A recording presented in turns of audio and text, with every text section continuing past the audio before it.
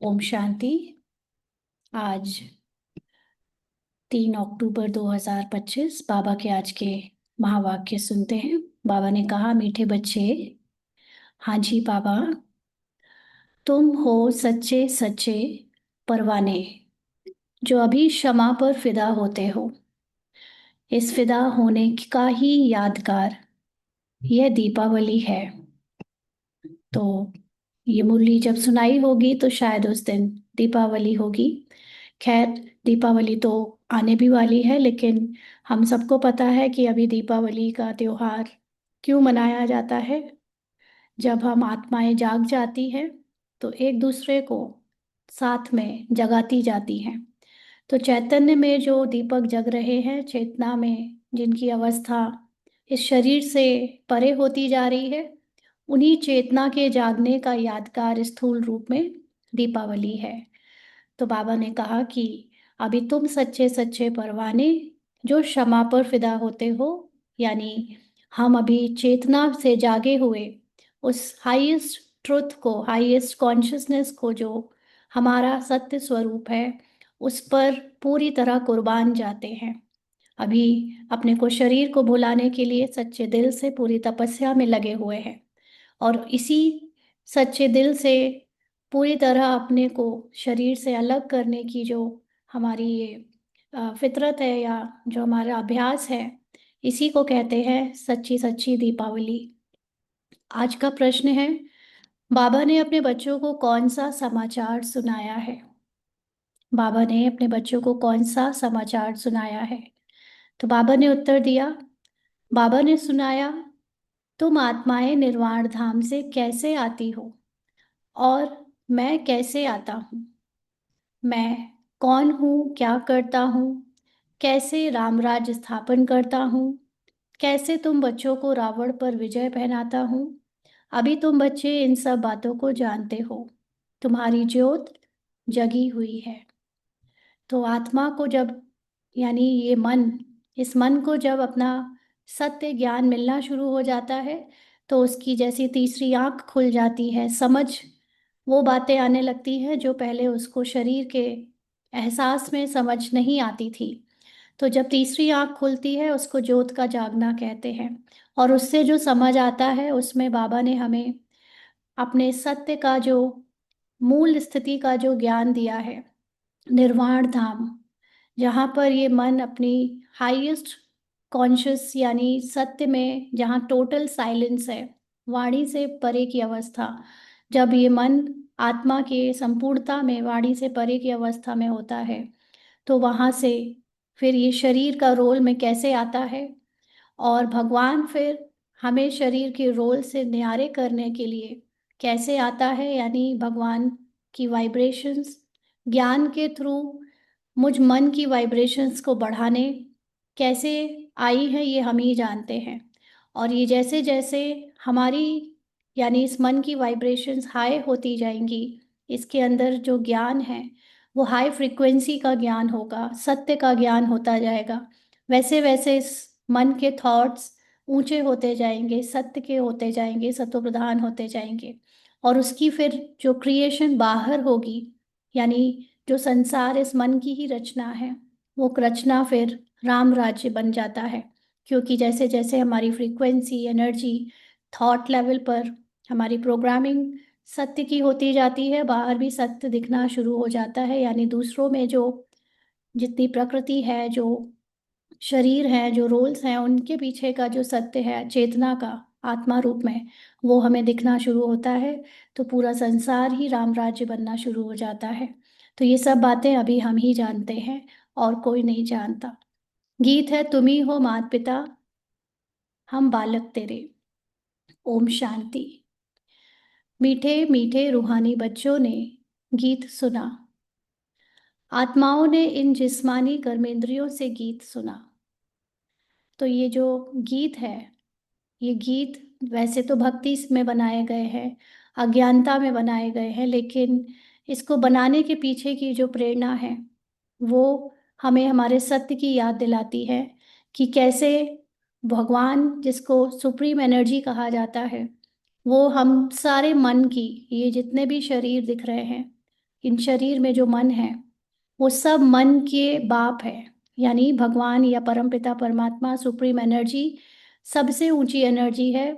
और ये मन अभी धीरे धीरे जैसे गिरते आए, इतने सारे रोल बन गए, और रोल के अंदर के मन की लोअर एनर्जी है। तो उस हिसाब से माता पिता के रूप में हम अपने हाईएस्ट एनर्जी को देखते हैं, मनुष्य रूप में, इमोशनली। तो आत्माओं ने जिस्मानी कर्मेंद्रियों से गीत सुना, कान, ना कान से सुना या शरीर से उस गीत के वाइब्रेशंस को फील भी करते हैं इमोशनली, मन से। तो गीत में पहले तो ठीक था, पिछाड़ी को फिर भक्ति के अक्षर थे। तुम्हारे चरणों की धूल है ना। जब भी हम कोई गाना सुनते हैं भक्ति का, तो उसमें जब भी ऐसे शब्द आ जाते हैं जो हमें भगवान से कम फील कराते हैं, भगवान को ऊंचा और अपने को कमजोर फील कराते हैं, तो वो सारे शब्द, उन सारे शब्दों की मीनिंग भक्ति वाली हो जाती है। अब बच्चे चरणों की धूल थोड़े ही होते हैं। तो जो भगवान हमको हमेशा अपने बराबर रखता है, अपने जैसा देखना देखता है, और हम चाहता है कि हम भी अपने को उसके जैसा देखें। लेकिन हम इतनी हिम्मत नहीं करते, क्योंकि हम अपने को शरीर समझते हैं। तो फिर हमें भक्ति वाले शब्द अच्छे लगते हैं। तो बाबा कहते बच्चे कोई चरणों की धूल थोड़े ही होते हैं। ये रॉन्ग है। बाप बच्चों को राइट अक्षर समझाते हैं। बाप आते भी वहां से हैं जहां से बच्चे आते हैं, वह है निर्वाण धाम।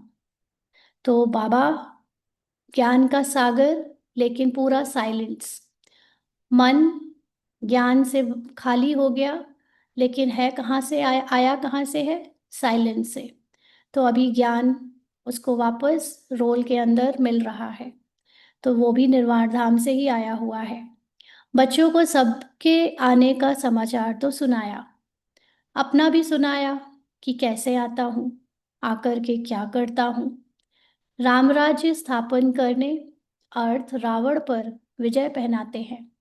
बच्चे जानते हैं रामराज्य और रावण राज्य इस पृथ्वी पर ही कहेंगे।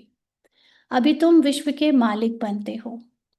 तो राम राज्य हो या रावण राज्य हो, ये बहुत अच्छे से समझ लेने की बात है कि हम जो भी रोल में कर्म करते हैं उसके आधार से ये रावण और राम राज्य कहा जाता है।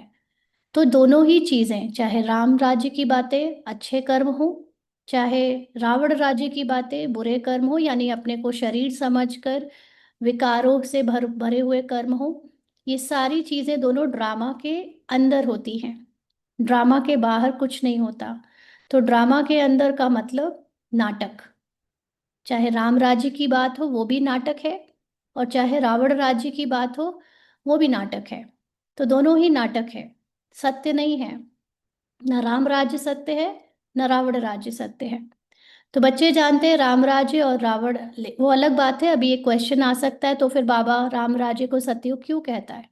उसको सतयुग कहता है, युग के हिसाब से मतलब होता है कि आत्मा का, यानी इस मन का जब अपना सत्य याद उसे रहता है, भूला नहीं होता है, तो वो नाटक में डूबती नहीं है, ये मन डूबता नहीं है। और वही मन जब अपने को आत्मा भूल जाता है और अलग समझने लगता है, ईगो क्रिएट कर लेता है, तो वो नाटक में डूब जाता है। और नाटक में जो पार्ट में रावण का अभी कर्मों का रोल चल रहा है, फिर वो अपने को वही रोल समझने लगता है, इसलिए वो नाटक में डूबकर दुखी होता है। बाकी नाटक में ना तो सतयुग में उसके कर्मों का कोई फल होता है, ना अ, रावण में भी जो अज्ञानता के कारण जो रोल करता है उसको हम अपना फल मान लेते हैं। अगर हम अपने को आत्मा देखते हुए रोल से डिटैच कर ले, तो उसका फल भी हमें भोगने की जरूरत नहीं पड़ती। माना वो फल हमें ऐसे फील नहीं होगा कि ये किसी कर्म का फल है, अपने कर्मों को कूटेंगे नहीं हम। तो अभी तुम विश्व के मालिक बनते हो, माना अभी हम राम और रावण दोनों के रोल से उपराम हो जाते हैं। फिजिकल तत्वों से, जो भी प्रकृति है, जो खेल चल रहा है नाटकीय, उससे भी उपराम होकर अपनी एनर्जी लेवल पर पहुंचते हैं मन से। तो उसको कहते हैं विश्व का मालिक बनना। धरती आसमान सूर्य आदि सब तुम्हारे हाथ आ जाते हैं। तो जो विश्व, जो ड्रामा बाहर दिख रहा है, उसको हम अपने अंदर जब देखते हैं, तो वही धरती आसमान सूर्य जो इतने बड़े बड़े बाहर दिखते हैं, वो आपको अपने अंदर दिखने लगते हैं। तो कहेंगे रावण राज्य सारे विश्व पर और राम राज्य भी सारे विश्व पर है। तो जितना भी अपने को शरीर समझने का बिलीफ सिस्टम है, वो भी इसी नाटक के अंदर है। और अपने को जब शरीर से परे करने का भी जो हम ये पुरुषार्थ करके एक नेचुरली अभ्यास कर लेते, अवस्था बना लेते हैं, वो उपराम अवस्था भी नाटक के अंदर ही है। अल्टीमेटली शरीर में रहते ही हुए हम अपने को शरीर समझ भी पाते हैं, और शरीर में रहते हुए ही शरीर से परे ले जाते हैं।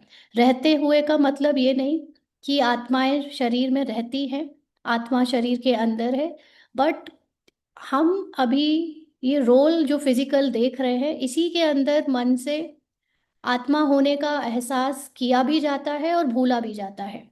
बाकी इससे परे जब आत्मा होती है, तब उसको कोई भी ना तो याद करना है कुछ, ना भूलना है। तो रावण राज्य में कितने करोड़ हैं और राम राज्य में थोड़े होते हैं, फिर धीरे धीरे वृद्धि को पाते हैं। ये बातें हमें समझनी है कि रावण राज्य में इतने करोड़ क्यों हैं। क्योंकि रावण राज्य में हमारे मन में बहुत सारे संकल्प हैं, मल्टीपल ऑफ थॉट्स हैं।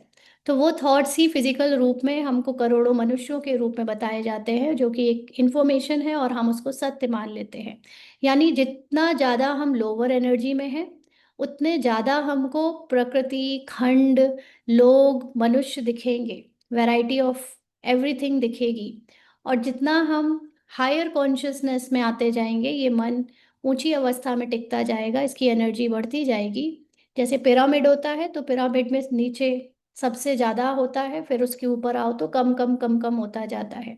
तो आपके मन की अवस्था जितनी ऊंची होती जाएगी, तो आपके थॉट्स कम होने लगेंगे। थॉट्स कम होंगे तो आपको बहुत कम लोगों के साथ रहना पड़ेगा, और रावण राज में बहुत सारे लोगों के साथ रहना पड़ता है। आपका मन उतना ही बटा हुआ होता है और हर चीज उतनी ही ज्यादा लोगों से शेयर करनी पड़ती है।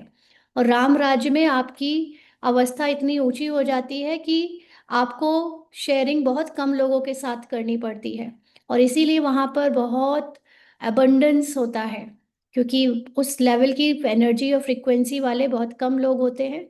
तो तो आपकी शेयरिंग बटना कम होती है, और इसलिए आप एबंडेंस में जीते हो। लेकिन उस अवस्था को जब इस समय हम बना लेते हैं, अभी जितना हमारा रोल ज्ञान में चल रहा है, जितनी अवस्था तक बना लेगा ये मन, जितना इसका नूंद होगा, वैसे तो हमें इस बात पर निश्चय होना चाहिए कि पूरा बनाएगा, क्योंकि बाबा हीरो पार्टधारी हम ही को कहता है, हमारे सिवा कोई और है ही नहीं। तो इसलिए उस हाईएस्ट अवस्था में पहुंचने के बाद फिर उस मन का ज्ञान जब खत्म हो जाता है, तो फिर धीरे धीरे उसको फिर से मल्टीप्लाई होना पड़ता है, नीचे आना पड़ता है पिरामिड से। तो रावण राज्य में वृद्धि बहुत होती है, क्योंकि मनुष्य विकारी बन जाते हैं। अपने को देह समझने के कारण संसार को बटा हुआ मेरे तेरे पराये में, है ना, द्वैत में आ जाते हैं, और इसीलिए बहुत भीड़ बढ़ने लगती है। राम राज्य में है निर्विकारी। और जब ये मन अपने को सिर्फ आत्मा समझता है, तो उस समय शरीर से अलग रहकर वो देख पाता है कि पूरे शरीर और शरीर की दुनिया जिस मिट्टी से, पांच तत्वों से बनी है, वो सब मेरे अंदर है। और इसीलिए वहां पर वो इतनी सारी फॉर्मेशन, क्रिएशन नहीं दिखेगी। अभी तो रावण राज्य में रहने वालों को अगर बोलो कि आप बहुत कम लोगों के साथ रहो, तो डर जाएंगे, मन डर जाएगा, क्योंकि उसको आदत पड़ी हुई है भीड़ देखने की। और जो लोग अकेले नहीं रह सकते, वो अध्यात्म में भी नहीं चल पाते, क्योंकि अकेले रहने में आपको अपने अंदर जाना पड़ता है, अपने अंदर की चीज़ें दिखना शुरू हो जाती हैं। और अपने अंदर जाने में बहुत लोगों को डर लगता है, क्योंकि ये एक अननोन की यात्रा है। जैसे हमने परसों उस क्लास में देखा था ना, जो मेडिकल वाली क्लास थी, प्लेसिबो इफेक्ट वाली, कि आध्यात्मिक यात्रा एक अननोन की यात्रा है, लेकिन बहुत सुखद यात्रा है।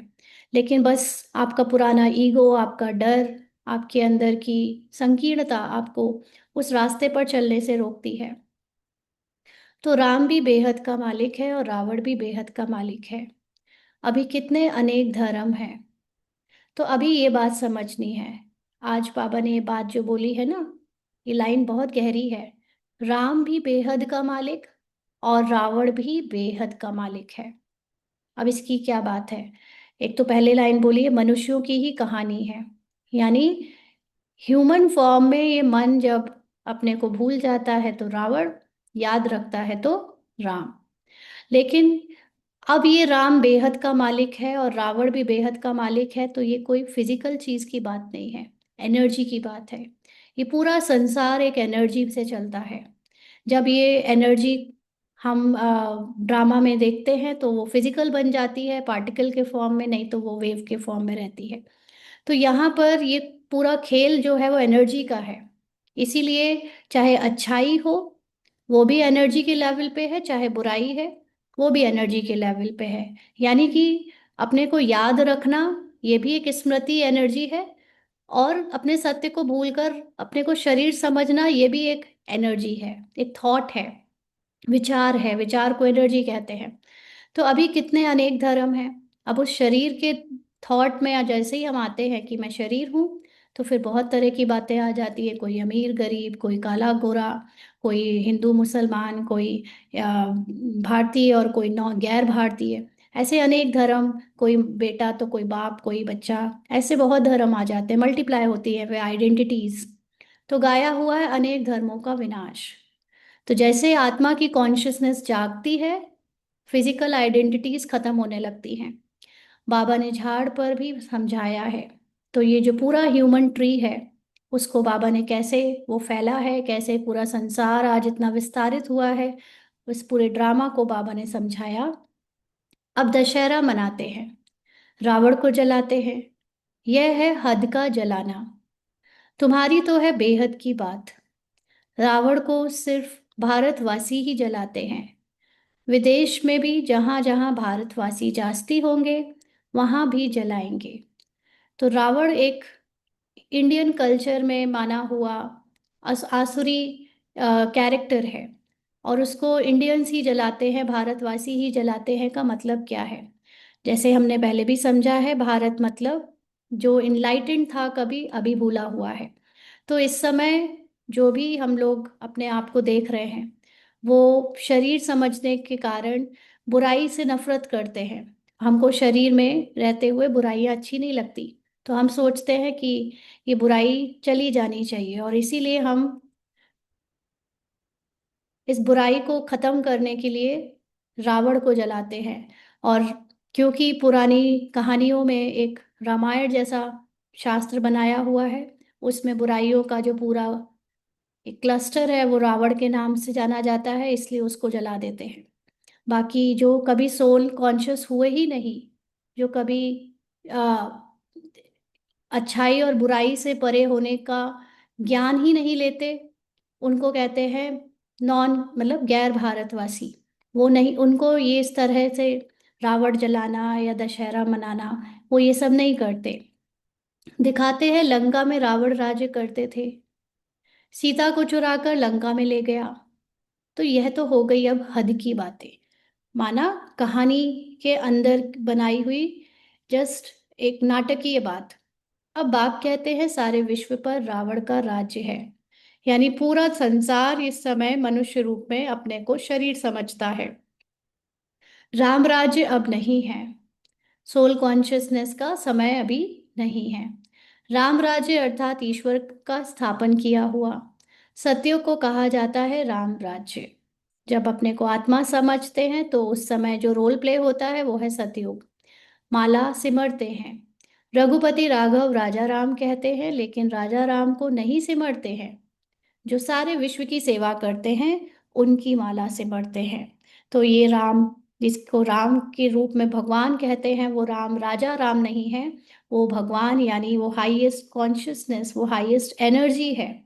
जिस एनर्जी को आज ये मन जितने लोअर एनर्जी वाले हैं वो याद करते हैं, तो सारे विश्व की सेवा करते हैं, माना वो हाईएस्ट एनर्जी आकर इस मन को फिर से उठाती है और ट्रुथ से मिलाती है।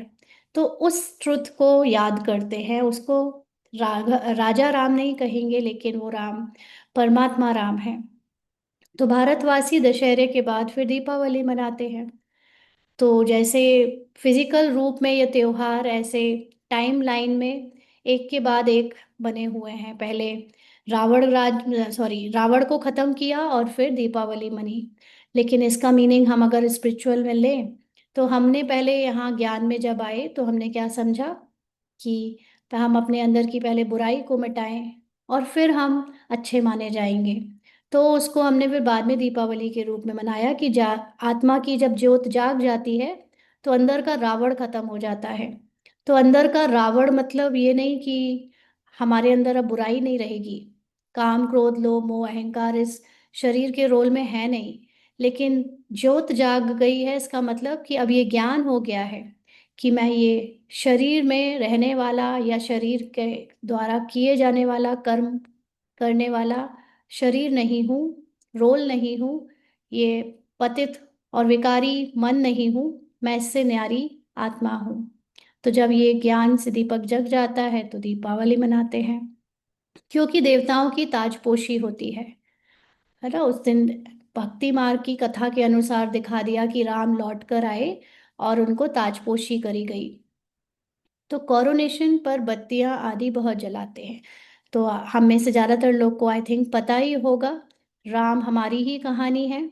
हम जब अपनी हाईएस्ट ट्रुथ से दूर हो जाते हैं, यानी रावण का देहभान आ जाता है हमारे अंदर, मूल आत्मा जो मन जो आत्मा की सुप्रीम एनर्जी में स्थित था, वो मन भूल जाता है अपने सत्य को। तो सीता के रूप में जैसे रावण उसको चोरी कर लेता है, और फिर वही मन की पूरी जर्नी, 14 साल का वनवास और उसमें रावण को मारने का युद्ध, उसमें बंदरों का वानरों का सहारा लेना, यानी हम अपने ही अंदर के पुराने मन का सहारा लेकर अपनी हाईएस्ट ट्रुथ तक पहुंचते हैं।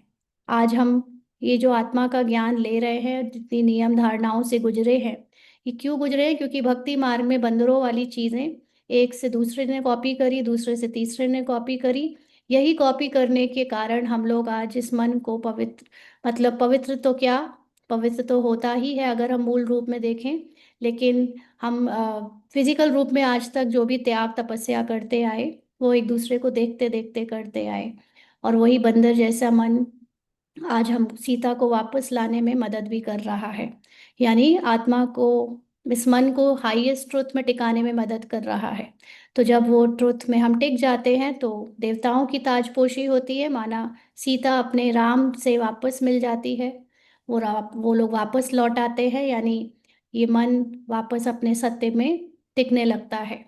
तो ये कॉरोनेशन जो कि सूक्ष्म रूप में हो रहा है हमारे अंदर, उसको फिजिकल भक्ति वाले दशहरा दिवाली के रूप में मनाते हैं। तो कोरोनेशन पर बत्तियां आदि बहुत जलाते हैं। एक तो ताजपोशी, दूसरा फिर कहा जाता है घर घर में दीपमाला। हर एक आत्मा की ज्योत जग जाती है। अभी सब आत्माओं की ज्योत उझाई हुई है।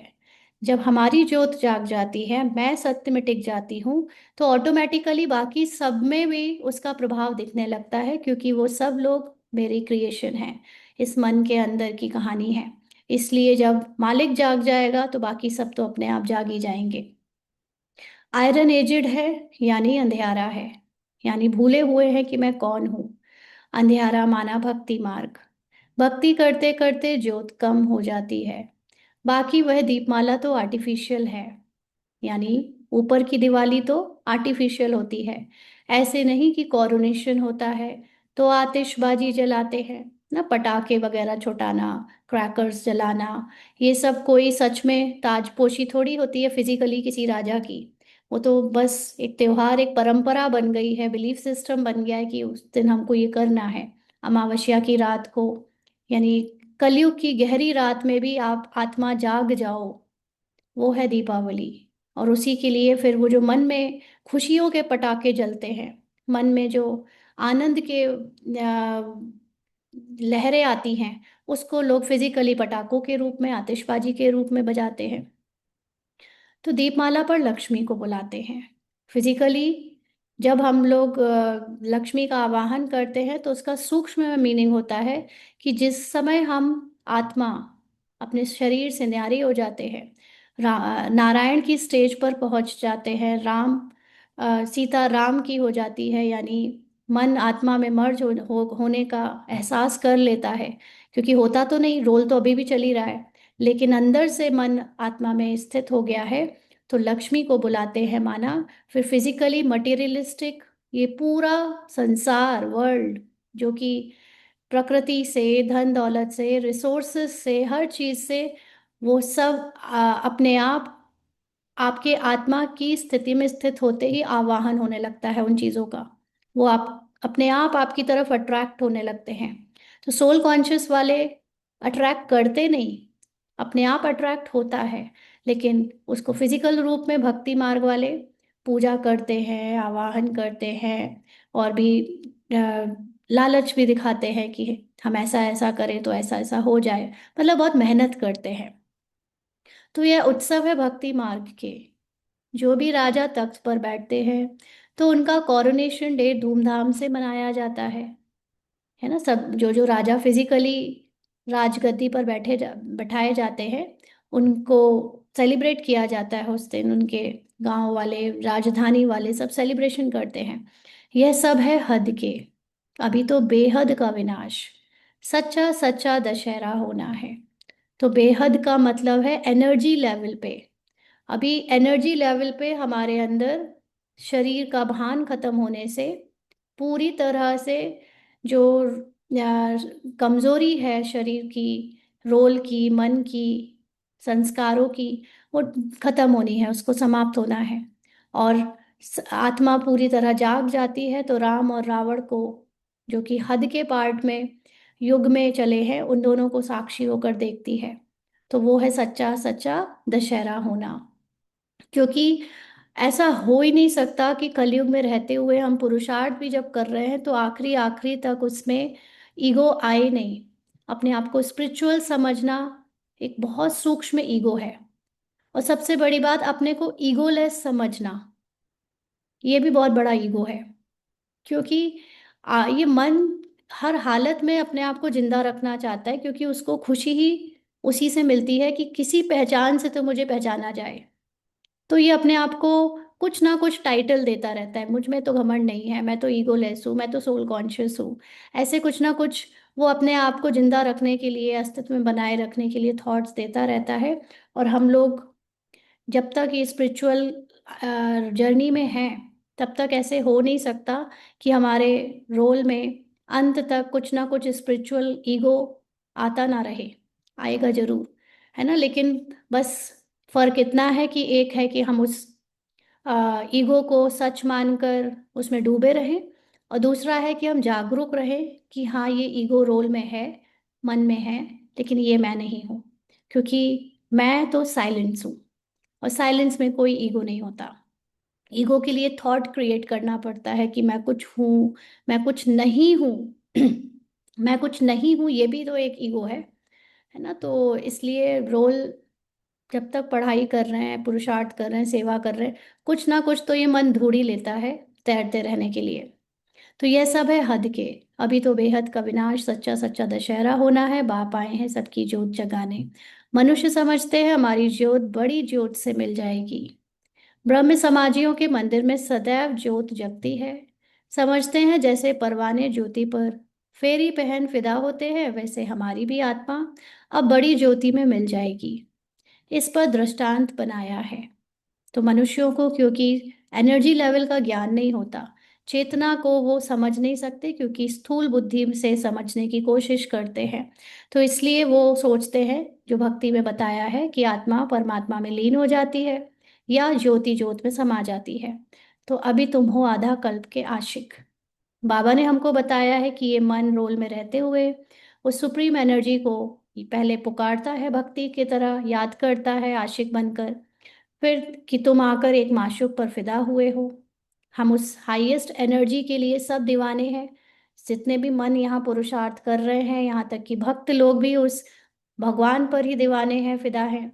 तो जलने की तो बात नहीं, यानी खत्म हो जाएंगे ये मन, ऐसा तो नहीं है। मर्ज और इमर्ज होता रहता है। जब जिसका पार्ट नहीं होता है वो पर्दे के पीछे चला जाता है, जब जिसका पार्ट शुरू होने वाला होता है वो, फिर उसका पार्ट दिखने लगता है। तो जैसे वह आशिक माशूक होते हैं, तो वह एक दो के आशिक बन जाते हैं। वहाँ सॉरी यहाँ वह एक ही माशूक है, बाकी सब है आशिक। आशिक उस माशूक को भक्ति मार्ग में याद करते रहते हैं।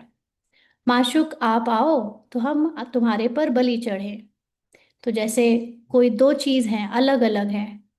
भगवान अलग है, मैं आत्मा उनसे छोटी हूँ, भिखारियों की तरह उनको बुलाते हैं, आओ बचाओ, है ना, या हमारी ये इच्छा पूरी करो, या हमें तुम आओगे तो हम आप पर बलिहारी जाएंगे। ऐसे करके आशिक की तरह बुलाते रहते हैं। तो आशिक उस माशूक को भक्ति मार्ग में याद करते हैं, माशूक आप आओ तो तुम्हारे पर बलि चढ़े, तुम्हारे सिवाय हम किसी को भी याद नहीं करेंगे। यह तुम्हारा जिस्मानी लव नहीं है। उन आशिक माशूक को जिस्मानी लव होता है, यानी शरीर। अब हमें पता चल गया ना कि भगवान कोई देवता रूप में शरीरधारी नहीं है। तो हम अब भगवान को शरीर के रूप में याद करें या बुलाएं, ऐसा नहीं। अब तो हम अपने आप को जान गए हैं कि मैं लोअर एनर्जी से हायर एनर्जी में टिकने के लिए उसको याद करती हूँ। और वो हायर एनर्जी कहीं और नहीं है, इस मन की ही उच्चतम अवस्था है। तो वो मेरे से दूर नहीं है। केवल ये जो अपने को शरीर और स्थूल फिजिकल तत्व समझने लगे, क्योंकि फिजिकल तत्वों की एनर्जी आत्मा की एनर्जी से हमेशा कम होती है।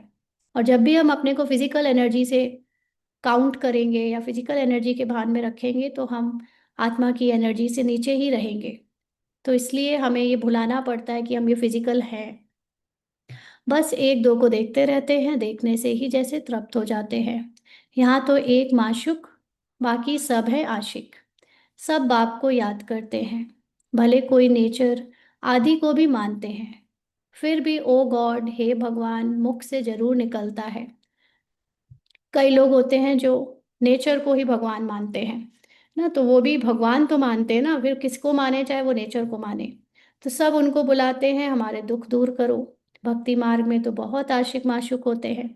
कोई किसी का आशिक, कोई किसी का आशिक, है ना, गुरुओं का, कोई धर्मात्मा का। हनुमान के कितने आशिक होंगे। सब अपने अपने माशूक के चित्र बनाकर फिर आपस में मिलकर बैठ उनकी पूजा करते हैं। तो जिसको जो पार्ट मिला है, जिस देवता के प्रति ज्यादा श्रद्धा का, वो उनको अपने सामने एक फोटो के रूप में, चित्र के रूप में याद करता है। पूजा कर फिर माशूक को डुबो देते हैं। अर्थ कुछ भी नहीं निकलता। यहाँ वह बात नहीं। यह तुम्हारा माशुक एवर गोरा है, कभी सावरा बनता नहीं। बाप मुसाफिर आकर सबको गोरा बनाते हैं। तुम भी मुसाफिर हो ना, दूर देश से आकर यहाँ पाठ बजाते हो। तुम्हारे में भी नंबरवार पुरुषार्थ अनुसार समझते हैं। अभी तुम त्रिकालदर्शी बन गए हो, रचयिता और रचना के आदि मध्य अंत को जानते हो। तो तुम हो गए त्रिकालदर्शी ब्रह्मा कुमार और कुमारियां। तो तीनों कालों को जानना मतलब एक, जो ये प्रेजेंट में हम अपने रोल को देख रहे हैं, अपना रोल मतलब इसको अपना बोले जा रहे हैं, लेकिन ये एक्चुअली रोल है बस। इसको अपना कहना यही अज्ञानता है। दूसरा, जो भी पास्ट में हम मतलब ये मन जिस जहाँ से आया है उसको जानना। और इसके बीच में जो रोल में हमारा आदि का समय था उसको भी जानना, कि आदि काल में हम इस मन की अवस्था कितनी ऊंची थी, वो जानना। तो अभी ये तीनों अवस्था हम कैसे जान पा रहे हैं यथार्थ, जितना हम टाइम एंड स्पेस से परे होकर आत्मिक रूप में टिक पा रहे हैं। समय और काल के सॉरी समय और ये जो स्थान है, फिजिकल डिस्टेंस, फिजिकल चीजें, उनसे परे की अवस्था में टिकते हैं। तो हम त्रिकालदर्शी कहलाते हैं। दर्शी का मतलब देखने वाले, डिटैच्ड ऑब्जर्वर। और त्रिकाल का मतलब पूरे ड्रामा को, ड्रामा के पास्ट प्रेजेंट फ्यूचर को, तीनों कालों को साक्षी होकर देखना मतलब त्रिकालदर्शी होना।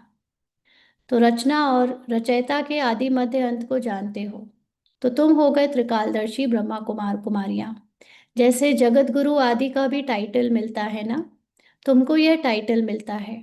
तुमको सबसे अच्छा टाइटल मिलता है स्वदर्शन चक्रधारी।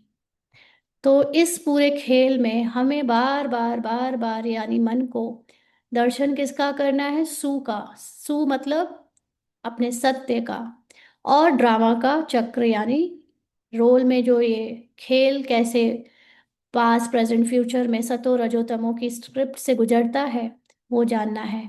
हमारे ही रोल में हम देखते हैं कई बार सतो स्क्रिप्ट बजती है, कभी रजो स्क्रिप्ट बजती है, कभी तमो स्क्रिप्ट बजती है।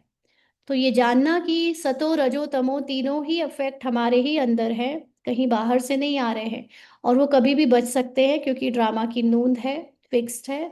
तो उस समय जब वो चक्र फिर रहा होता है हमारे ही रोल में, है ना, सतो रजो में तो हम इतने परेशान नहीं होते, लेकिन जब तमो का चक्र हमारे रोल में फिर रहा होता है, तो उस वक्त हम सोचते हैं कि डर जाते हैं, परेशान हो जाते हैं, उससे छूटना चाहते हैं, बचना चाहते हैं। तब स्वदर्शन बहुत जल्दी फिर आना चाहिए, अपने आप को याद करना चाहिए, मैं ये सब नहीं हूँ जो ये कर रहा है रोल, है ना, मैं तो इससे न्यारी हूँ। तो बाप भी इसमें आकर समझाते हैं, शिव बाबा सुदर्शन चक्रधारी ना हो तो तुमको कैसे बनाए। वह सबसे सुप्रीम ऊंचते ऊंच आत्मा है, देह को थोड़ी कहा जाता है। वह सुप्रीम बाप ही आकर तुमको सुप्रीम बनाते हैं। सुदर्शन चक्रधारी आत्माओं के सिवा कोई बन ना सके। तो जब उस हाईएस्ट एनर्जी का ज्ञान हमको मिलता है, तो उस ज्ञान को सुनकर समझना और समझकर उसका स्वरूप बनना, ये केवल वही कर सकता है जो ड्रामा को और खुद को आत्मा अच्छे से जानकर माने, है ना, क्योंकि सिर्फ जानना काफी नहीं, मानना भी बहुत जरूरी है। तो कौन सी आत्माएं? जो ब्राह्मण धर्म में है। ब्राह्मण का मतलब ही होता है जो अपने को आत्मा समझने के ज्ञान में चला रही हैं, यानी अपने को आत्मा मानती हैं। जब शूद्र धर्म में थे यानी शरीर समझते थे तो नहीं जानते थे। अब बाप द्वारा तुमने जाना है, कितनी अच्छी अच्छी बातें हैं, तुम ही सुनते हो और खुश होते हो। बाहर वाले यह सुने तो आश्चर्य खाएं, ओहो, यह तो बहुत ऊंचा ज्ञान है। अच्छा, तुम भी ऐसा सुदर्शन चक्रधारी बनो तो फिर चक्रवर्ती राजा विश्व का मालिक बन जाएंगे। जितना जितना ये मन हायर स्टेट पर टिकेगा, जितना ज्यादा इसके अंदर सत्य का ज्ञान बढ़ता जाएगा, उस सत्य की स्थिति में शरीर से ये उपराम रहने लगेगा, उतना ही संसार की सारी चीजें इसकी सेवा के लिए उपलब्ध हो जाएंगी। वो विश्व का, प्रकृति का मालिक बन जाएगा। यहां से बाहर गए, खलास। माना जैसे ही ज्ञान को भूले, लोअर वाइब्रेशंस फ्रीक्वेंसी और एनर्जी में आए, तो सब उसका नशा और उसका अफेक्ट खलास हो जाता है। माया इतनी बहादुर है। माया का मतलब शरीर समझकर जो रोल दिख रहे हैं, वो रोल को हम रियल समझ लेते हैं, यही उसकी बहादुरी है। यहाँ की यहाँ रही, ज्ञान जहाँ सुना वहीं छोड़ आए और शरीर में फिर डूब गए। तो जैसे गर्भ में बच्चा अनजान यानी वायदा करके निकलता है, फिर भी वहां की वहां रह जाती है। तो देखो अब बाबा ये जो बात कह रहा है कि गर्भ में बच्चा, देखा जाए तो कोई छोटे से बच्चे को अकल थोड़ी होती है कि वो बच्चा प्रॉमिस करता है कि मैं बाहर जाके पाप नहीं करूंगा, और या फिर आत्मा प्रॉमिस करती हो कि मैं पाप नहीं करूंगा।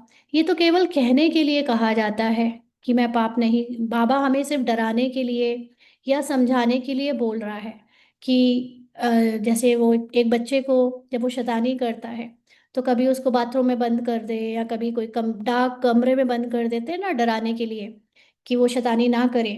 तो ऐसे ही मूल आत्मा जो ओरिजिनली संसार की मालिक है, पूरे विश्व की मालिक है, उपराम है, उसको, उसी को प्रकृति के एक छोटे से गर्भ के अंदर पैक कर देना, ये एक्चुअली में वो आत्मा रियल में पैक होती नहीं है। गर्भ में वो आत्मा जाती नहीं है कि पैक हो गई अंदर तो वो बाहर आने के लिए डरेगी, मतलब वो बाहर आने के लिए तड़प रही है। सिर्फ ये मन ऐसा हो जाता है कि वो अपने को फिजिकल रोल समझने लगता है और रोल में भी उस वो ये मानने लगता है कि मैं गर्भ के अंदर पैक हो गया हूँ, है ना। ये इट्स लाइक कि साइकोलॉजिकली हम लोग कई बार सुनते हैं कि कोई कोई कुछ ऐसे बिलीफ सिस्टम मान लेता है कि मैं तो इसके बाहर जा ही नहीं सकता। मैं जैसे वो एक कहानी क्या, एक एग्जाम्पल भी बताते हैं। जैसे अगर एक मछली है, एक एग्जाम्पल आपने सुना हो कि वो जो अ, एक तालाब में मछली होती हैं जैसे, तो अगर वो मछली वैसे पूरे तालाब में तैरती हैं, लेकिन अगर कोई बीच में ऐसा दीवार खड़ी कर दे, तो वो मछली कुछ दिन तो कोशिश करेगी कि वो उस पार चली जाए, उस पार चली जाए। इसका उसमें दिखाते हैं एग्जाम्पल कि एक कांच की दीवार लगा दी, और उस उसको तो ट्रांसपेरेंट दिख रहा था कि उस साइड पानी है, तो वो तो कोशिश करती थी कि वो उस पार जाए, लेकिन वो कांच की दीवार से भिड़ जाती थी। कई बार ऐसे हुआ कि वो भिड़ भिड़ जाती थी, तो अब उसने जाना ही छोड़ दिया, वो अपना इधर ही रहने लगी। थोड़े दिन के बाद वो कांच की दीवार अलग कर दी, लेकिन क्योंकि उसके मन में ये बैठ चुका था कि कांच की दीवार से तो मैं भिड़ती रही हूँ, अब वो सोचती भी नहीं कि वो उस साइड जा सके, जाए। तो वो उतने में ही तैरती रही जितने में वो दीवार के उस साइड थी। तो ऐसे ही इस मन ने सालों साल जन्मों जन्म ये सोचा है कि मैं शरीर हूँ, मैं शरीर हूँ। तो वो ही अपने आप को सोचता है, ये हम ये नॉलेज यहाँ से लेकर जाते हैं कि अब एक जन्म से दूसरे जन्म में पैदा होंगे, तो हम बच्चा बनेंगे, माँ के गर्भ में, दूसरी माँ के गर्भ में जाएंगे। तो इसलिए वो मानता है ऐसा कि मैं उसके अंदर पैक हूँ, लेकिन असली में होता थोड़ी है। और फिर वो सोचता है कि अब मैं ऐसे कर्म नहीं करूंगा कि मुझे ये जन्म मरण में फंसना पड़े, फिर माँ के गर्भ में जाना पड़े, छोटी सी जगह में बंद होना पड़े। कितनी गंध होती होगी अंदर, है ना? हम लोग बॉडी को कैसे मानते हैं कि अंदर तो सब गंध ही होती है। तो लेकिन असल में मूल आत्मा थोड़ी किसी के अंदर जाती है, वो तो साक्षी होकर देख रही है खेल को, कि उसका मन देखो अभी कैसे अपने आप को शरीर और शरीर में गर्भ में मानता है। तो बाबा कहते तुम प्रदर्शनी आदि में समझाते हो, बहुत अच्छा अच्छा करते हैं, नॉलेज बहुत अच्छी है। मैं ऐसा पुरुषार्थ करूंगा, यह करूंगा, है ना? यहाँ पर भी क्या है, हम एज अ बी के नॉलेज लेते हैं, दूसरों को बहुत समझाते हैं, और अपने लिए भी प्रॉमिस करते हैं अब मैं ऐसे पढ़ूंगा, वैसे पढ़ूंगा, ये करूंगा। बस बाहर निकला और वहां की वहीं रही। परंतु फिर भी कुछ ना कुछ असर रहता है। जो शब्द गए हैं कानों में, वो कभी ना कभी तो काम आते हैं समय पर। तो ऐसे नहीं कि वह फिर आएंगे नहीं, झाड़ की वृद्धि होती जाएगी। तो जो लोग भी यहाँ से ज्ञान सुनकर गए हैं, अभी भले ही वो आगे का ज्ञान नहीं सुन रहे हैं, लेकिन जितना सुना है वो ज्ञान उनके कभी ना कभी काम में भी आएगा, और वो ज्ञान को आगे बढ़ाने के लिए लौट कर भी आएंगे। तो झाड़ वृद्धि को पाएगा, तो फिर सबको खींचेंगे, और जो खुद जो करता है वो बाकी सबको भी करवाता है ना। तो ये बात हो गई फिजिकल रोल में, लेकिन मूल रूप में हमारे अंदर ही मन में जो संकल्प है, कभी कभी वो संकल्प सोल कॉन्शियस बनते बनते रह जाते हैं, देह भान में ही अ, फिर वापस कंफर्टेबल हो जाते हैं। लेकिन कभी ना कभी उनको उस देह भान से जब फिर से दुख मिलेगा, तो वो फिर से सोल कॉन्शियस बनने की अ, लगन में मगन हो जाएंगे। तो अभी तो ये है रौरव नर्क। गरुड़ पुराण में भी ऐसी ऐसी रोचक बातें लिखी है जो मनुष्यों को सुनाते हैं ताकि कुछ डर रहे। उनसे ही निकला है कि मनुष्य सर्प बिच्छू आदि बनते हैं ना। जब कोई चीज सीधे सीधे लोग नहीं सुनते, समझाने से नहीं समझते, तो फिर वही चीजें उनको डरा डरा के कराई जाती हैं। इसीलिए इतनी मौतें देखने के बाद भी मनुष्य भगवान या अपने सत्य को नहीं ढूंढता। तो फिर वो हर किसी की मौत के बाद उनके घर में गरुड़ पुराण या शिव पुराण शुरू कर देते हैं। एक कल्चर बना दिया है पुराने लोगों ने, परंपरा, कि कम से कम डरे लोग कि जाते हैं तो उसके बाद जो बचे हुए हैं वो तो अपने कर्म अच्छे से करें ना। कुछ डर बनाकर उनको उस रास्ते पे लाने की कोशिश करते हैं। उनसे ही निकला है कि मनुष्य सर्प बिच्छू आदि बनते हैं डराने के लिए, जैसे छोटे बच्चे को डरा दिया जाता है। तो बाप कहते हैं मैं तुमको विषय वैतरणी नदी से निकाल क्षीर सागर में भेज देता हूँ। असल तुम शांति धाम के निवासी थे, फिर सुख धाम में पाठ बजाने आए। अभी फिर हम जाते हैं शांति धाम और सुख धाम। यह धाम तो याद करेंगे ना, गाते भी हैं तो मात पिता हम बालक तेरे। वह सुख घनेरे तो होते ही है सतयुग में। अभी 1 मिनट के लिए हम लोग अशरीरी होकर बाबा को याद करते हैं, फिर आगे पढ़ेंगे।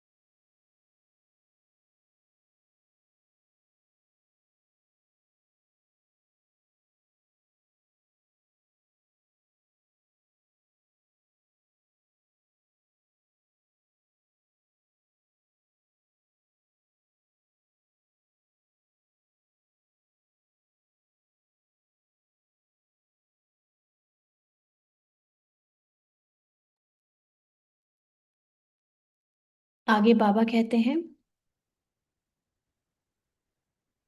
अभी है संगम, यहाँ पिछाड़ी में त्राही त्राही करेंगे क्योंकि अति दुख होता है। तो समय है, यानी अपने अंदर पुराना और नया अभी इकट्ठा दिख रहा है। और जो संकल्प भी चेंज नहीं होंगे, या बाहर जो लोग चेंज नहीं होंगे, वो त्राही त्राही करेंगे क्योंकि अति दुख होता है। रोल में दुख का पार्ट, सीन, घटनाएं बजनी है। फिर सतयुग में अति सुख होगा। अति सुख और अति दुख का यह खेल बना हुआ है। विष्णु अवतार भी दिखाते हैं। लक्ष्मी नारायण का जोड़ा जैसे ऊपर से आते हैं। तो ऊपर से मतलब हाईएस्ट एनर्जी से शुरू होते हैं। अब ऊपर से शरीरधारी कोई आते थोड़े ही हैं। ऊपर से आती तो हर एक आत्मा है। आत्मा मतलब मूल आत्मा के मन से क्रिएट होते हैं अनेक संकल्प। और वही संकल्प फॉर्म लेते हैं शरीर के रूप में। और फिर हर एक शरीर का अपना अपना एक मन बनता है। तो वो फिजिकल रोल में एक शरीरधारी विद मन दिखता है। और वो हाईएस्ट मन होता है क्योंकि शुरू शुरू का है, इसलिए वो लक्ष्मी नारायण के जैसा होता है। लेकिन असल में ये सूक्ष्म रूप में हमारे अंदर संगम युग में लक्ष्मी नारायण एक स्टेट ऑफ माइंड है, एनर्जी का एक लेवल है, जिस लेवल पर ये मन मेजॉरिटी टाइम, मेजॉरिटी क्या, ऑल ओवर द टाइम सत्य की स्थिति में ही स्थित होता है। और प्रकृति उसकी दासी बन जाती है। अब ऊपर से शरीरधारी कोई आते थोड़े ही हैं, ऊपर से आती तो हर एक आत्मा है, परंतु ईश्वर का अवतरण बहुत विचित्र है। वही आकर भारत को स्वर्ग बनाते हैं। तो ईश्वर का अवतरण है ज्ञान, नॉलेज के थ्रू। और ये आज तक किसी को पता नहीं कि भगवान नॉलेज है। भगवान की हाईएस्ट एनर्जी नॉलेज से ही ट्रांसफर होती है हमारे अंदर। और वो नॉलेज के फॉर्म में, वो भी शास्त्रों का नॉलेज या उन चीज़ों की नॉलेज नहीं। नॉलेज वो जो साइलेंस से आई है। उनका त्योहार शिव जयंती मनाते हैं। अगर मालूम होता कि परमपिता परमात्मा शिव ही मुक्ति, जीवन मुक्ति का वर्षा देते हैं, तो फिर सारे विश्व में गॉड फादर का त्योहार मनाते, बेहद के बाप का यादगार मनाए। तब जब समझे कि शिव बाबा ही लिबरेटर गाइड है। उनका जन्म ही भारत में होता है। शिव जयंती भी भारत में मनाते हैं, परंतु पूरी पहचान नहीं तो हॉलीडे भी नहीं करते हैं। अब तो होने लगी है, पहले नहीं करते थे। जो बाप सर्व की सद्गति करने वाला, उनकी जन्मभूमि, जहाँ अलौकिक कर्तव्य आकर करते हैं, उनका जन्मदिन और तीर्थ यात्रा तो बहुत मनानी चाहिए। वैसे ये सारी चीजें हैं एनर्जी लेवल पर, सूक्ष्म लेवल पर, लेकिन स्थूल रूप में बाबा कह रहा है कि उसको सेलिब्रेट करना चाहिए। तुम्हारा यादगार मंदिर भी यहाँ ही है, परंतु किसी को पता नहीं है कि शिव बाबा ही आकर लिबरेटर गाइड बनता है। कहते सब हैं कि सब दुखों से छुड़ाकर सुखधाम में ले चलो, परंतु समझते नहीं। भारत बहुत ऊंच से ऊंच खंड है। भारत की महिमा अपरंपार गाई हुई है। वहाँ ही शिव बाबा का जन्म होता है। उनको कोई मानते नहीं, स्टैंप नहीं बनाते। औरों की तो बहुत बनाते रहते हैं। अब कैसे समझाया जाए जो इनके महत्व का सबको पता पड़े। ये बातें कौन बोल रहा है? ये बातें ब्रह्मा बाबा बोल रहे हैं। क्योंकि ब्रह्मा बाबा को ही चिंता होती थी सेवा की। और उस समय तक ब्रह्मा बाबा खुद भी साकारी काफी हद तक बुद्धि में थे। सूक्ष्म एनर्जी का तो उनको बहुत धीरे धीरे पता चला है बाद में। शुरुआत में तो सारे लोग पुरुषार्थ बहुत फिजिकल लेवल पर ही करते हैं ना, फिजिकल धारणाएं, फिजिकल ज्ञान, फिजिकल चीज़ों की इम्पोर्टेंस। तो वो ब्रह्मा बाबा इसीलिए उस चीज़ को बोल रहा है कि कैसे दूसरों को बताएं। इतनी चिंता वो इसीलिए दिखा रहा है क्योंकि ये शिव बाबा नहीं बोल सकता।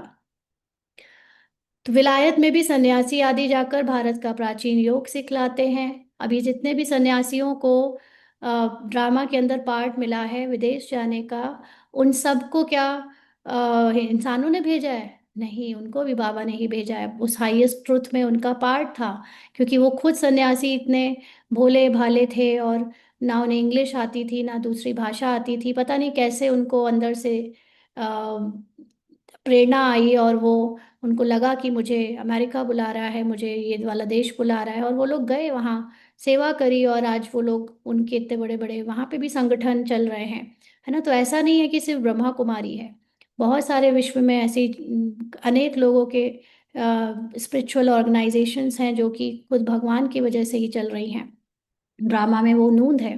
तो बाबा कहते हैं जब तुम यह राजयोग बताएंगे, लेकिन एक चीज है कि अल्टीमेट ट्रुथ ब्रह्मा कुमारी में है, अल्टीमेट। लेकिन उसको समझने के लिए हमको उन सब की मदद लेनी पड़ती है, क्योंकि बाकी सब जगह पे जो समझाया जाता है वो बहुत फिजिकली प्रैक्टिकल वे में समझाया जाता है। और यहाँ पर हमने उन चीज़ों को हठ योग में समझ लिया।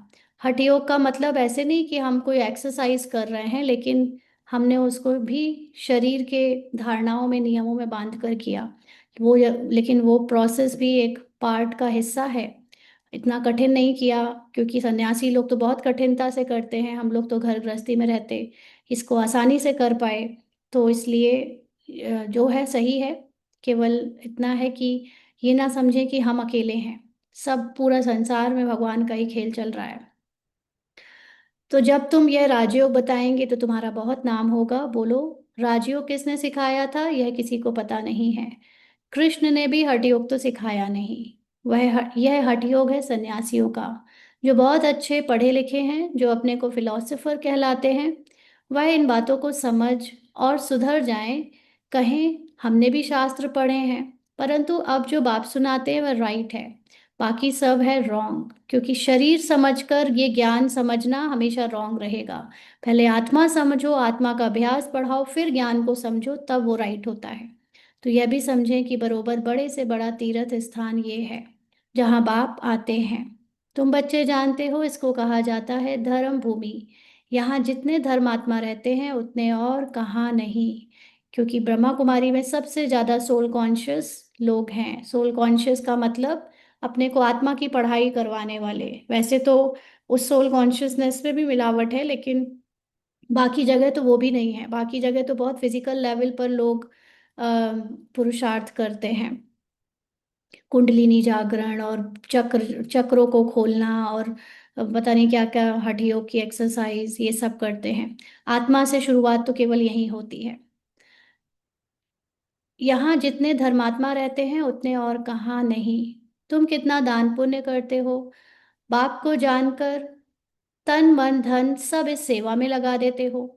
बाप ही सबको लिबरेट करते हैं, सबको दुख से छुड़ाते हैं। और धर्म स्थापक कोई दुख से नहीं छुड़ाते हैं, वह तो आते ही हैं उनके पिछाड़ी। नंबरवार सब पार्ट बजाने आते हैं। पार्ट बजाते बजाते तमो प्रधान बन जाते हैं, फिर बाप आकर सतो प्रधान बनाते हैं। तो यह भारत कितना बड़ा तीर्थ है। भारत सबसे नंबर वन ऊंच भूमि है। बाप कहते हैं मेरी यह जन्मभूमि है, मैं आकर सबकी सद्गति करता हूँ, भारत को हेवन बना देता हूँ। तुम बच्चे जानते हो, बाप स्वर्ग का मालिक बनाने आए हैं। ऐसे बाप को बहुत प्यार से याद करो। तुमको देख और भी ऐसे कर्म करेंगे। इसको ही कहा जाता है अलौकिक दिव्य कर्म। ऐसे मत समझो कोई नहीं जानेंगे। ऐसे निकलेंगे जो तुम्हारे यह चित्र भी ले जाएंगे। अच्छे अच्छे चित्र बने तो स्टीमर भरा कर ले जाएंगे। स्टीमर जहां जहां खड़ा रहता है वहां यह चित्र लगा देंगे। तुम्हारी बहुत सर्विस होनी है, क्योंकि बाबा त्रिकालदर्शी है ना। बाबा को पता होगा कि ड्रामा में ये सब हुआ है, इसलिए वो यहाँ पे उस चीज की भविष्यवाणी बता दे रहा है कि ऐसे ऐसे हुआ होगा होगा। और वो होगा। जो लोग विदेश की सेवा में निमित्त बने उन्होंने उनको पता होगा ऐसे। तो बाबा कहते हैं बहुत उदार चित्त हुंडी भरने वाले सावल सांवल शाह भी निकलेंगे, जो ऐसे काम करने लग पड़ते हैं। क्योंकि ड्रामा के अंदर हर जगह, हर संस्था में जब भी कहीं का कल्याण होना है तो ऐसे लोग जरूर आते हैं जो उस जगह को फिजिकली धन देकर, फिजिकली अपना बहुत समर्पणता के साथ उस चीज को डेवलप कर देते हैं। तो यहाँ पर भी निकलेंगे और निकले भी हैं, ताकि सबको मालूम पड़े कि यह कौन है जो इस पुरानी दुनिया को बदल और नई दुनिया स्थापन करते हैं। तुम्हारी भी पहले तुच्छ बुद्धि थी, अभी तुम कितने स्वच्छ बुद्धि बने हो। जानते हो हम इस ज्ञान और योग बल से विश्व को हेवन बनाते हैं। बाकी सब मुक्ति धाम में चले जाएंगे। तुम्हें भी अथॉरिटी बनना है। अंडरलाइन अथॉरिटी का मतलब जिसको स्वयं भगवान ने ये पूरी राइट्स दे रखे हैं कि तुम अपने सत्य में टिक कर औरों को अब सत्य में टिकाओ। हमें किसी से इसके लिए पूछने की जरूरत नहीं है। You have all the rights to do everything जो हम सोल कॉन्शियसनेस में बनने के लिए कर सकते हैं और औरों को भी कराएं। बेहद के बाप के बच्चे हो ना, शक्ति मिलती है याद से। बाप का वर्ल्ड बाप को वर्ल्ड ऑलमाइटी अथॉरिटी कहा जाता है। सभी वेदों शास्त्रों का सार बताते हैं। तो बच्चों को कितना उमंग रहना चाहिए सर्विस का। मुख से ज्ञान रत्नों के सिवाय और कुछ ना निकले। यानी हमारे द्वारा जब भी बातें हों तो वो सोल कॉन्शियसनेस या सोल की अवेयरनेस के साथ बातें हों। ऐसा नहीं कि अज्ञानता में हम कहानियों की बातों में फंसे जा रहे हैं, लोग कहानी सुना रहे हैं और हम ताज्जुब कर रहे हैं, या हम स्थूलता में आकर स्थूल चीज़ों को अपने से बड़ा समझते हुए उनके प्रभाव में फंसे जा रहे हैं, या हम जो भी कहानी की घटनाएं हैं उसमें डूबे पड़े हैं। नहीं, हर एक second be in the awareness of you as a soul, और ज्ञान की दृष्टि से ही सब कुछ देखो, सुनो और समझो और औरों को भी समझाओ। तो मुख से ज्ञान रत्नों के सिवाय और कुछ ना निकले। तुम्हार एक रूप बसंत हो। अंडरलाइन। रूप का मतलब यू आर द सोल। बसंत का मतलब ये पूरा ड्रामा का विस्तार का ज्ञान तुम्हारे अंदर है। तुम उसको बरसाओ। तुम देखते हो सारी दुनिया सब्ज यानी हरी भरी बन जाती है। जितना ज्ञान हमारे अंदर बरसेगा उतनी ही ये हरियाली चारों तरफ यानी प्रकृति और तत्व सब पवित्र होते चले जाएंगे। सब कुछ नया। वहां दुख का नाम नहीं। पांच तत्व भी तुम्हारी सर्विस में हाजिर रहते हैं। अंडरलाइन। तत्वों से बनी हुई चीजें तुमको ऐसे मिलेंगी कि सपने में भी नहीं सोच सकते कि फिजिकली हम उन चीजों को लेने के लिए कितनी मेहनत करते थे। अभी वह डिससर्विस करते हैं क्योंकि हम उनको अभी गलत दृष्टि से देखते हैं। हम उनको शरीर की दृष्टि से देखते हैं, इसलिए उन वो डिससर्विस करते हुए दिखते हैं, क्योंकि मनुष्य लायक नहीं है। क्योंकि मनुष्य की समझ उल्टी है। मनुष्य यानी अपने को शरीर समझना ही उल्टापन है, और इसीलिए प्रकृति भी उनको उल्टा करते हुए दिखती है। बाप अभी लायक बनाते हैं। अच्छा, मीठे मीठे सिकी लदे बच्चों प्रति माता पिता बाप दादा का याद प्यार और गुड मॉर्निंग। रूहानी बाप की रूहानी बच्चों को नमस्ते। हम रूहानी बच्चों की रूहानी बाप दादा को याद प्यार गुड मॉर्निंग और नमस्ते बाबा। शुक्रिया। थैंक यू बाबा। आज धारणा के लिए मुख्य सार है। रूप बसंत बन, मुख से सदैव ज्ञान रतन ही निकालने हैं। सर्विस में उमंग में रहना है। तो सर्विस जिसकी स्थूलता की चल रही है वो ठीक है, लेकिन मेन सर्विस है अपने को हर समय आत्मा न्यारा देखना, डिटैच्ड ऑब्जर्वर देखना, ज्ञान के मनन चिंतन से अपनी एनर्जी को बढ़ाना, याद में रहना और सबको बाप की याद दिलाना। यही दिव्य अलौकिक कार्य करना है। बाकी सारे फिजिकल काम तो कोई और भी कर लेगा, लेकिन सोल कॉन्शियस स्थिति में रहते हुए औरों को भी उसी कॉन्शियसनेस में देखना, ये काम हमारे सिवा कोई नहीं कर पाएगा। इसलिए ये दिव्य अलौकिक कार्य जिसके लिए भगवान ने स्वयं हमें चुना है, ये जरूर करना है। सच्चा सच्चा आशिकपन एक माशूक पर फिदा होना है, अर्थात बलि चढ़ना है, तभी सच्ची दीपावली होगी। आज का वरदान है विश्व महाराजन की पदवी प्राप्त करने वाले सर्व शक्तियों के स्टॉक से संपन्न यानी भरपूर भव। जो विश्व महाराजन की पदवी प्राप्त करने वाली आत्माएं हैं, उनका पुरुषार्थ सिर्फ अपने प्रति नहीं होगा, अपने जीवन में आने वाले विघ्नों व परीक्षाओं को पास करना। यह तो बहुत कॉमन है, लेकिन जो विश्व महाराजन बनने वाली आत्माएं हैं, उनके पास अभी से ही सर्व शक्तियों का स्टॉक भरपूर होगा। माना उनके अंदर पूरी निश्चय होगी कि मैं कौन हूँ, मेरे अंदर सर्व शक्तियाँ हैं ही। जब वो इस निश्चय के साथ स्थित होंगे अपने सत्य में, तो वो ही विश्व की सेवा कर रहे होंगे, क्योंकि उसी बिलीफ में ही सेवा समाई है। उनका हर एक सेकंड हर संकल्प दूसरों के प्रति होगा। माना कभी किसी की उनकी कमजोरी में रोल की अलग अलग डिफरेंसेस में नहीं देखेंगे, सबको सबके सत्य में वननेस में देखेंगे। तन मन धन समय स्वास्थ्य सब विश्व कल्याण में सफल होता रहेगा। तो हर एक को तन मन धन से, यानी जब तन यूज कर रहे होंगे अपना रोल का, या दूसरों का तन देखेंगे तो भी आत्मा, तो भी संपूर्णता में देखेंगे। जब मन की बातें किसी की सुनेंगे या अपने मन की सुनेंगे तो भी उसकी पीछे की संपूर्णता को देखेंगे। और जब धन की बात अपने से या दूसरों के रोल में जो यूज हो रहा है उसको देखेंगे, तो उसको भी एनर्जी के फॉर्म में देखेंगे। तन को भी एनर्जी के फॉर्म में देखना है, मन को भी एनर्जी के फॉर्म में देखना है, और धन को भी एनर्जी के ही फॉर्म में देखना है। और जो जितना श्वासोश्वास इसी फॉर्म में रहता है वो विश्व का कल्याण करने में सफल होता रहेगा। स्लोगन है, एक भी कमजोरी अनेक विशेषताओं को समाप्त कर देती है, इसलिए कमजोरियों को तलाक दो।